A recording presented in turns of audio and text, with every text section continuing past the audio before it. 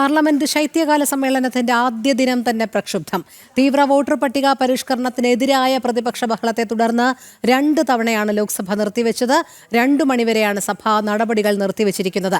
പ്രധാനമന്ത്രിയെ കണ്ട് പാർലമെന്ററി കാര്യമന്ത്രി കിരൺ റിജിജുവും അശ്വനി വൈഷ്ണവും പ്രതിപക്ഷ ബഹളത്തെക്കുറിച്ചുള്ള വിവരങ്ങൾ ധരിപ്പിച്ചു. എസ് നന്ദഗോപൻ ചേരുന്നു. നന്ദൻ, പാർലമെന്റ് ശൈത്യകാല സമ്മേളനത്തിന് ഇന്ന് തുടക്കമായിരിക്കുകയാണ്. നമ്മൾ രാവിലെ മുതൽ തന്നെ പറയുന്നുണ്ടായിരുന്നു, ആരോഗ്യകരമായ ചർച്ചകൾക്ക് ഇട നൽകാതെ അനാവശ്യമായ പ്രക്ഷുബ്ധമുണ്ടാക്കുന്നതിനുള്ള ശ്രമം പ്രതിപക്ഷത്തിന്റെ ഭാഗത്തു നിന്നുണ്ടാകും എന്നുള്ളത് അത്തരത്തിൽ തന്നെ സംഭവിച്ചിരിക്കുന്നു. എന്തായാലും സഭ എത്ര മണിവരെയാണ് ഇപ്പോൾ നിർത്തിവെച്ചിരിക്കുന്നത്?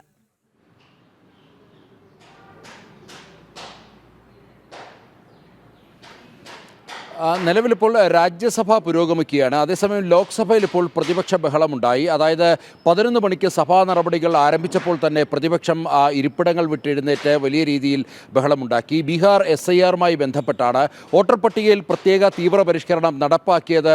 അത് സർക്കാരിൻ്റെ ഇച്ഛയ്ക്കനുസരിച്ചാണ് എന്നുള്ള വിഷയങ്ങൾ ഉയർത്തിക്കാട്ടിക്കൊണ്ട് അത്തരം ആരോപണങ്ങൾ ഉയർത്തിക്കൊണ്ടായിരുന്നു പ്രതിപക്ഷ ബഹളം. പ്രതിപക്ഷം നടുത്തളത്തിലേക്ക് ബഹളം വെച്ചുകൊണ്ട് ഇറങ്ങുന്ന സാഹചര്യം ഉണ്ടായിരുന്നു.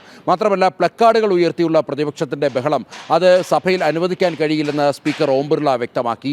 സഭ എന്നുള്ളത് ക്രിയാത്മകമായ ചർച്ചകൾ നടക്കേണ്ട സ്ഥലമാണ്.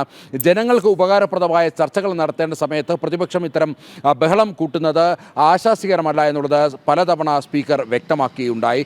സഭാ നടപടികൾ തടസ്സപ്പെടുത്തുകയാണോ പ്രതിപക്ഷത്തിൻ്റെ ഉദ്ദേശ ലക്ഷ്യമെന്നും സ്പീക്കർ ചോദിക്കുകയുണ്ടായി.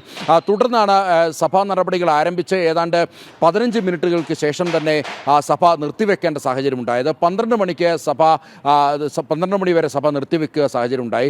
വീണ്ടും 12 മണിക്ക് സഭാ നടപടികൾ ആരംഭിച്ചപ്പോൾ തന്നെ ഇതുമായി ബന്ധപ്പെട്ട് ചോദ്യോത്തരവേള മുടങ്ങിയതുപോലെ തന്നെ മറ്റ് സഭാ നടപടികൾ തടസ്സപ്പെടുത്തുവാൻ വേണ്ടിയായിരുന്നു പ്രതിപക്ഷം ശ്രമിച്ചിരുന്നത്. അതേസമയം തന്നെ വളരെ പ്രധാനപ്പെട്ട ചില ബില്ലുകൾ അവതരിപ്പിക്കേണ്ട സാഹചര്യം ഉണ്ടായിരുന്നു. ധനമന്ത്രി നിർമ്മല സീതാരാമൻ പ്രധാനപ്പെട്ട 3 ബില്ലുകൾ അവതരിപ്പിച്ചു. ഒന്ന് മണിപ്പൂർ ഗുഡ് സർവീസ് ടാക്സുമായി ബന്ധപ്പെട്ട ബില്ലാണ്. മറ്റൊന്ന് നാഷണൽ സെക്യൂരിറ്റി, അതേപോലെ തന്നെ നാഷണൽ ഹെൽത്ത് മിഷനുമായി ബന്ധപ്പെട്ട് സെസ് പിരിക്കുന്നതുമായി ബന്ധപ്പെട്ട ഒരു ബില്ലും അവതരിപ്പിച്ചു. ഒപ്പം തന്നെ എക്സൈസ് നാഷണൽ ദേശീയ എക്സൈസ് സുരക്ഷാ ബില്ലുമായി ബന്ധപ്പെട്ട ഒരു ബില്ലും ഇന്നിപ്പോൾ അങ്ങനെ 3 പ്രധാനപ്പെട്ട ബില്ലുകൾ അവതരിപ്പിച്ചു. ഒപ്പം തന്നെ ഇതുമായി ബന്ധപ്പെട്ട് ധനകാര്യ പ്രമേയവും പ്രത്യേകമായി അവതരിപ്പിക്കുന്ന സാഹചര്യമുണ്ടായി. അതേസമയം പ്രതിപക്ഷം ബഹളം തുടരുകയായിരുന്നു. ഈ പ്രതിപക്ഷം സഭാ നടപടികൾ കൂടുതൽ തടസ്സപ്പെടുത്തുമെന്നുള്ള ഒരു സാഹചര്യത്തിലാണ് ഇപ്പോൾ സഭാ നടപടികൾ ഉച്ചയ്ക്ക് ശേഷം 2 മണി വരെ നിർത്തിവെക്കേണ്ട ഒരു സാഹചര്യമുണ്ടായത്. അതേസമയം രാജ്യസഭ ഇപ്പോഴും തുടരുകയാണ്. രാജ്യസഭയിൽ CP രാധാകൃഷ്ണൻ ആദ്യമായി അധ്യക്ഷ സ്ഥാനത്തേക്ക് എത്തിയ സഭാ സമ്മേളനമാണ്. ആദ്യം പ്രധാനമന്ത്രിയായിരുന്നു രാജ്യസഭയെ അഭിസംബോധന ചെയ്ത് സംസാരിച്ചത്. എല്ലാ ആശംസകളും CP രാധാകൃഷ്ണൻ നേരുകയുണ്ടായി. മാത്രമല്ല, ഭരണ പ്രതിപക്ഷ ഭേദമന്യേ സഭാ നടപടികൾ കൃത്യമായി മുന്നോട്ട് കൊണ്ടുപോകാൻ CP രാധാകൃഷ്ണന് കഴിയും. രാഷ്ട്രീയ മുൻപ് അദ്ദേഹത്തിൻ്റെ ജീവിതത്തിൻ്റെ ഒരു കോണിൽ രാഷ്ട്രീയമുണ്ടെങ്കിലും അതിനുപരി അദ്ദേഹം ഒരു സാമൂഹിക പ്രവർത്തകനായിരുന്നു. സാമൂഹിക പ്രവർത്തന മേഖലയിലായിരുന്നു അദ്ദേഹം കൂടുതൽ ശ്രദ്ധ കേന്ദ്രീകരിച്ചത് എന്നുള്ളത് പ്രധാനമന്ത്രി വ്യക്തമാക്കുകയുണ്ടായി. തുടർന്ന് രാജ്യസഭയുടെ ഡെപ്യൂട്ടി ചെയർമാൻ ഹരിവംശും അദ്ദേഹത്തെ അഭിനന്ദിച്ച് CP രാധാകൃഷ്ണനെ അഭിനന്ദിച്ച് സംസാരിക്കുകയുണ്ടായി. തുടർന്ന് സംസാരിച്ച പ്രതിപക്ഷ നേതാവ് മല്ലികാർജ്ജുന ഖാർഗെയാകട്ടെ സഭാ നടപടികൾ അല്ലെങ്കിൽ സഭാ അധ്യക്ഷനെ ഒരു തരത്തിൽ ആക്ഷേപിക്കുന്ന തരത്തിലുള്ള ചില സംഭാഷണങ്ങൾ അദ്ദേഹത്തിൻ്റെ ഭാഗത്തു നിന്നുമുണ്ടായി. അതായത് പ്രതിപക്ഷത്തെ കൂടി കേൾക്കുവാൻ രാജ്യസഭാ അധ്യക്ഷൻ തയ്യാറാകണം. ഒരു സൈഡിലേക്ക് മാത്രം മുഖം തിരിഞ്ഞു നിൽക്കരുത്. സഭാ അധ്യക്ഷൻ എന്നുള്ളത് സഭയുടെ മുഴുവൻ അധ്യക്ഷനാണ്.